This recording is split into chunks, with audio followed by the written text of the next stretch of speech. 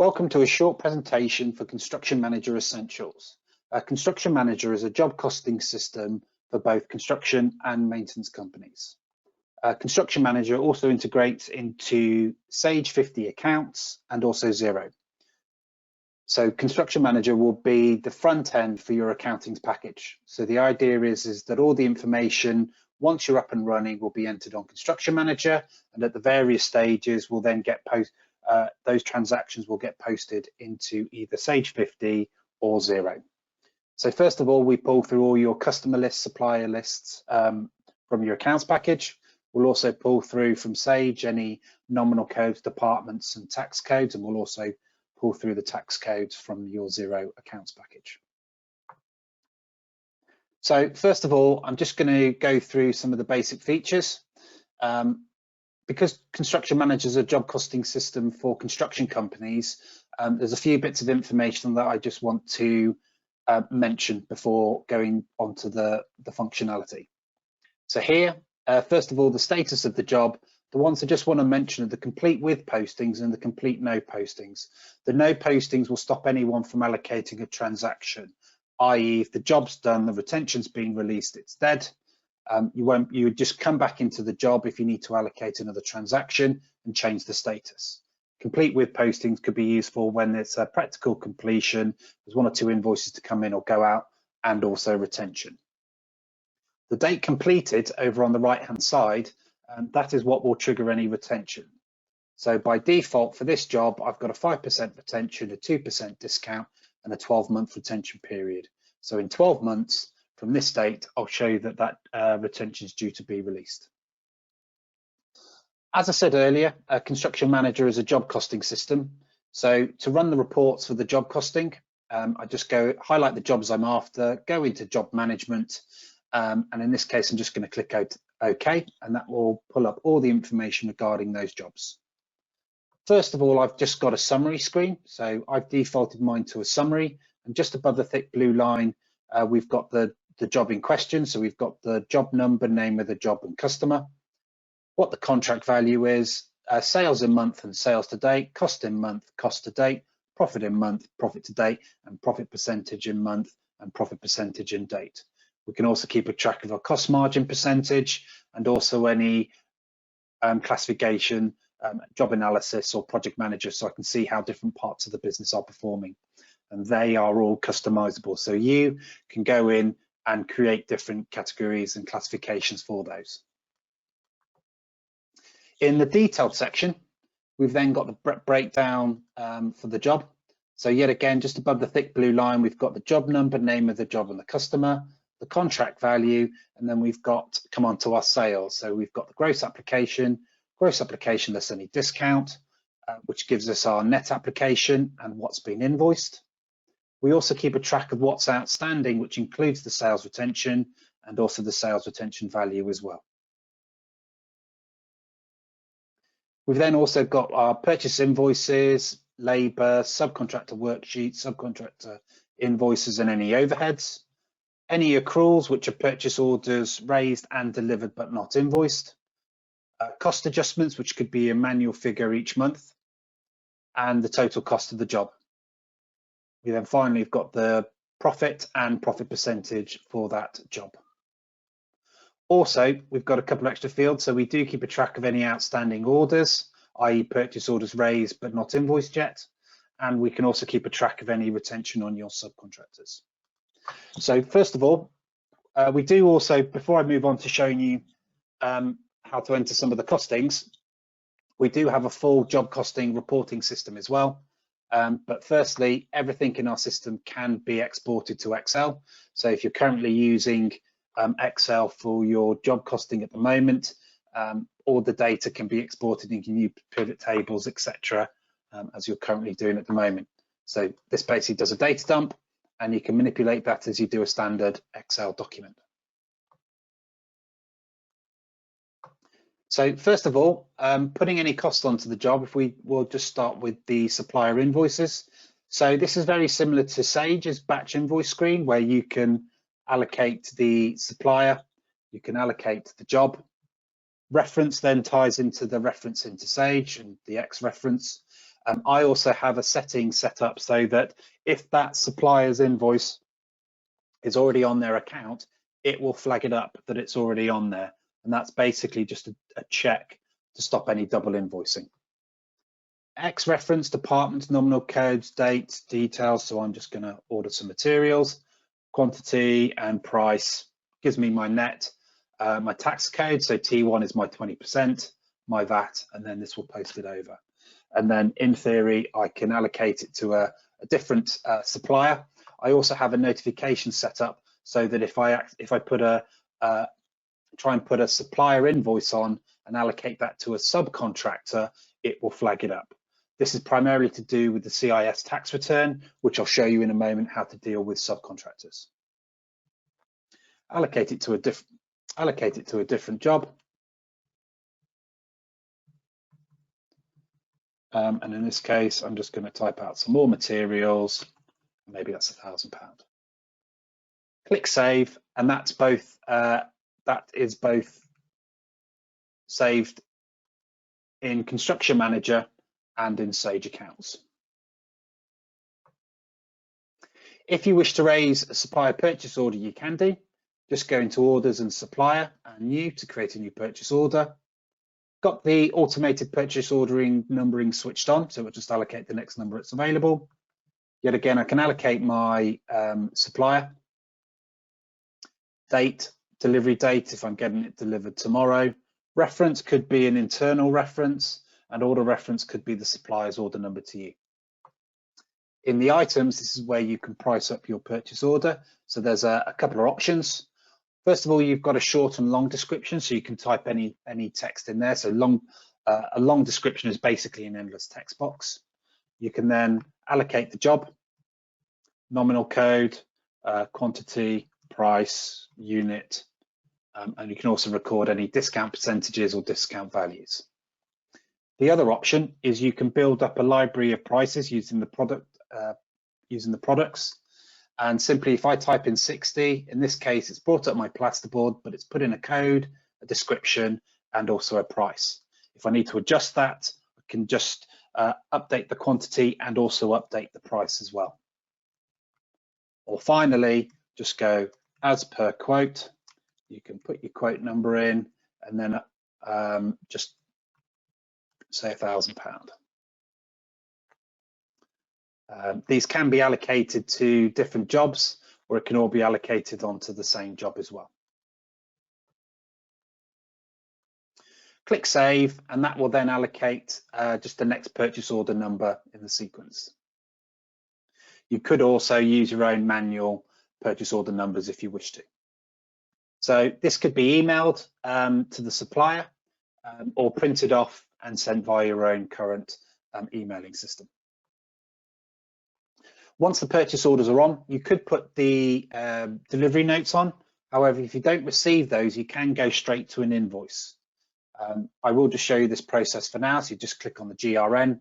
We've ordered 20 and we've got 20 to be delivered. So I can say maybe 10 of those, 5 of those, and everything there. Or if everything's turned up, you can just click the Receive All button. I'm just going to put in a delivery note number, and today it was default as today's date. Click Save, and that's the delivery note on the system. As I said, you don't have to go through that process, but on our system, we've placed it on order, we've done a part delivery, but nothing's been invoiced. And as I said, you can bypass that and just go straight to the invoice. So all you do is click on the invoice and select which items you want to invoice against. My system has been set up to link to Sage, so I can post to the reference and X reference in Sage. So yet again, if I put in the reference number, and X reference will automatically put the PO number, date of the invoice. And as I said, if that invoice reference number is already in Sage as the supplier's invoice number, it will flag it up that it's already been in use to stop any double invoicing. And then the net and VAT value, well, everything on here can be edited, but in particular the net or VAT. So if it's off by a penny, you can update that, and then this will post it over to Sage. So once you're happy with all the values here, all you do is you click on Save, and that will post it both into Sage Accounts and also Xero.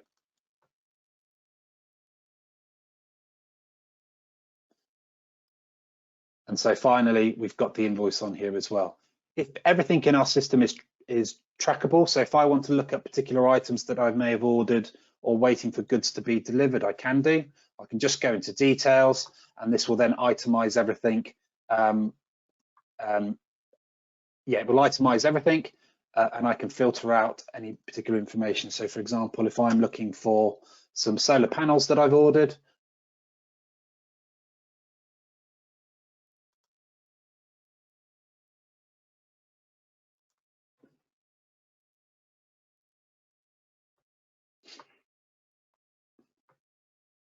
I can just search into the solar panels, and that brings up all the items. And then on the right-hand side, I can see what's being delivered and what's to be delivered.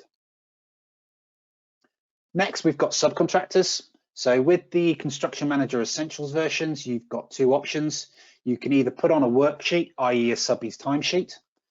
You can allocate the subcontractor, and then what we do is we allocate it to a dummy job.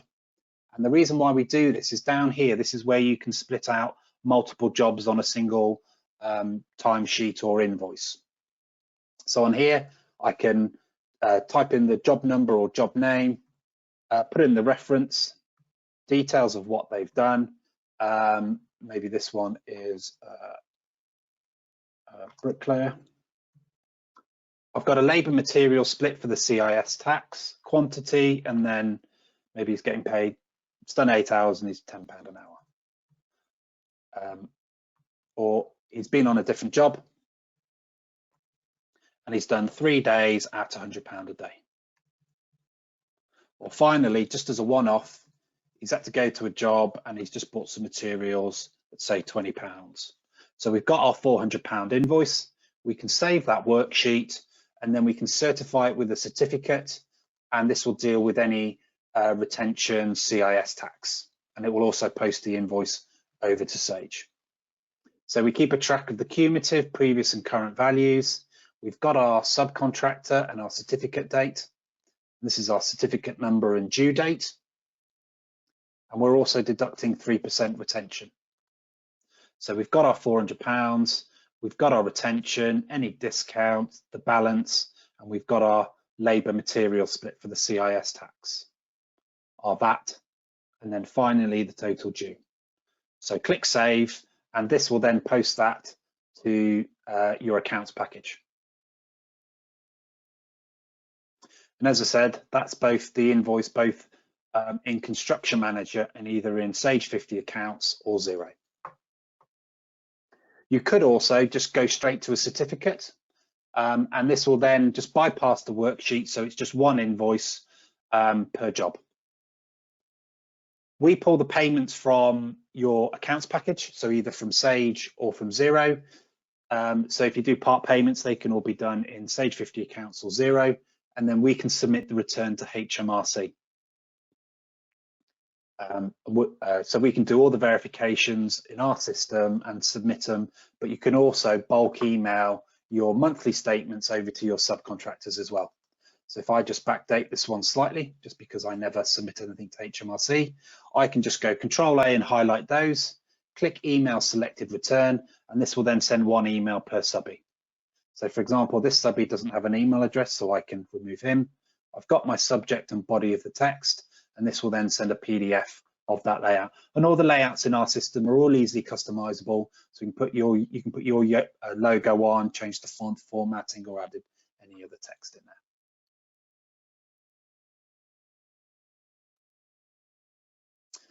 Next, we've got the labour timesheet. So this is for PAYE.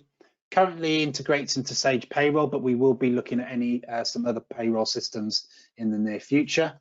So to put the timesheets on for your PAYE people, all you do is you allocate the employee, allocate the job.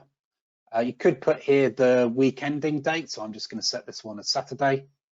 I can include any breaks or number of hours that he's worked, so maybe say 8 hours.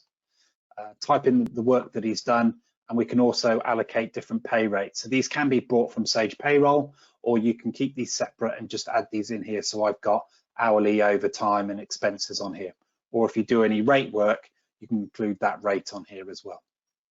So I'm just going to put the hourly. So he's going to get paid £80. We've got a factor for the uplift of employment, So it's actually costing the job £104. And that factor, you can set that to be at any factor you want. So whether it's just national insurance, pensions, holidays, etc., or whether you want to include van hires or anything like that. And then simply you can just add another row and allocate his time to a different job. Say he's done 5 hours, or maybe he's done 3 hours, but this time it's overtime. Click save, and that's his timesheet on the system.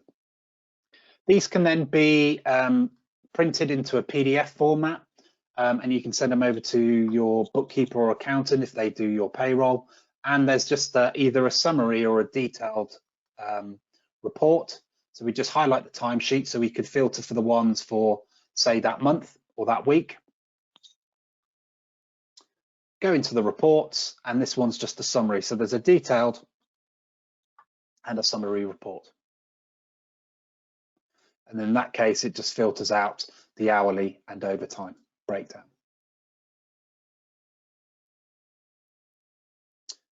Next, we've then got the sales application. So we just go into customers and sales application, click on new to create a new application. And then all we do is we allocate the job. So I'm going to pick up this job. This is then application number 8, but we're keeping a track of the cumulative, previous and current values.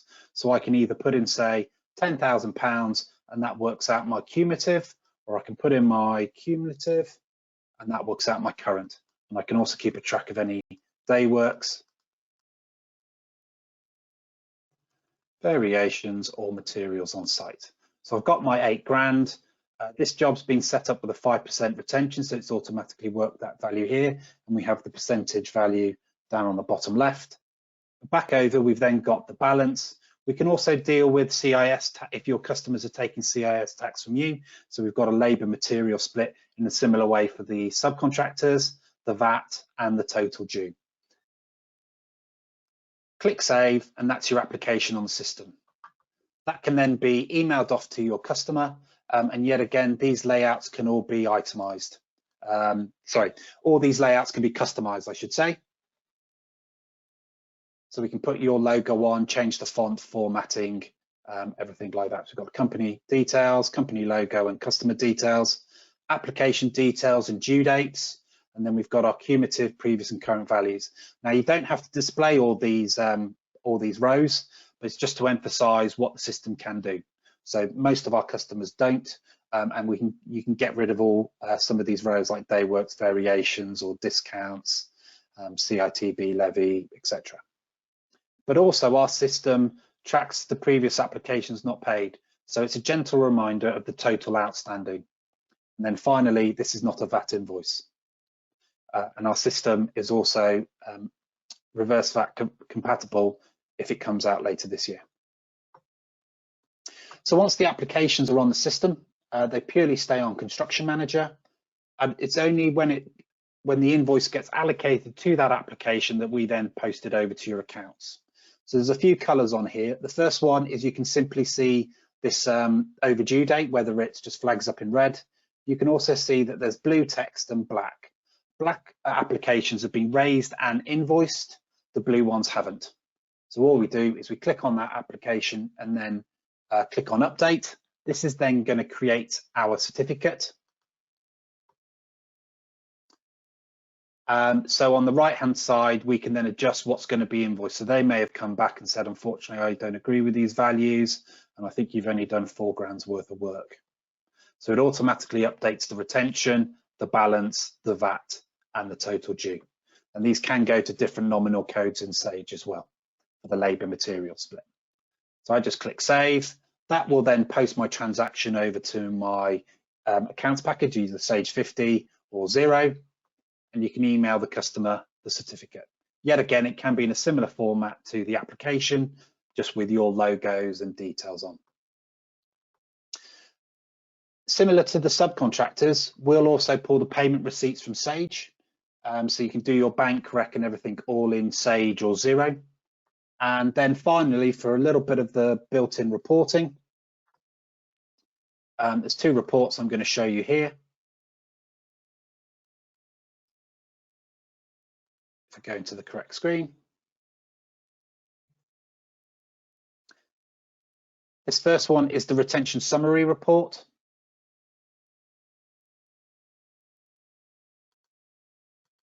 This does a line by line for each job.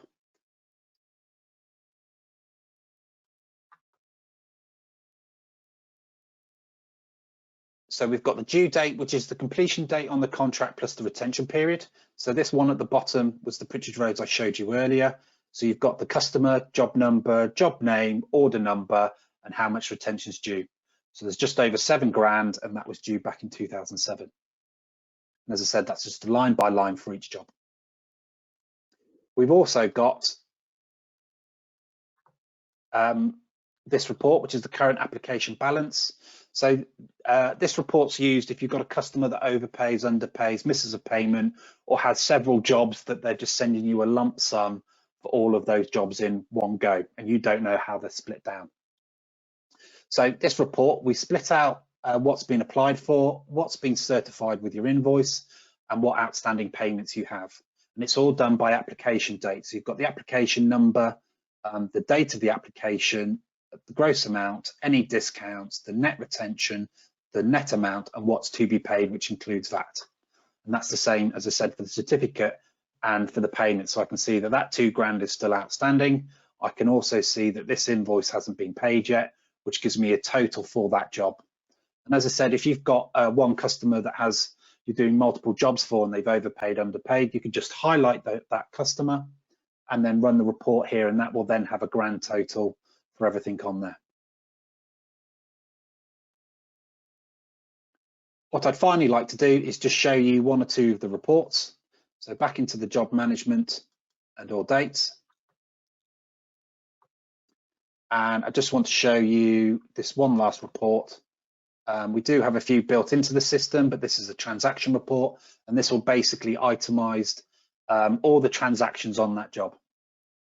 So you've got the customer, job name and job number on the top left, what's been applied for, what's been invoiced, and what's outstanding, which includes your sales retention. You've got your direct costs, so purchases, labor, subcontracted timesheets and subby invoices. You've also got your accruals, which, as I mentioned, is your purchase orders that have been raised and delivered but not invoiced. Your overheads and your total costs. And then we've also got the outstanding orders and your committed costs value here. And then your labor hours and subby hours. And then underneath, we've got all the transactions. So the applications, invoices, PAYE, labor, all your direct costs, and any outstanding purchase orders on there as well.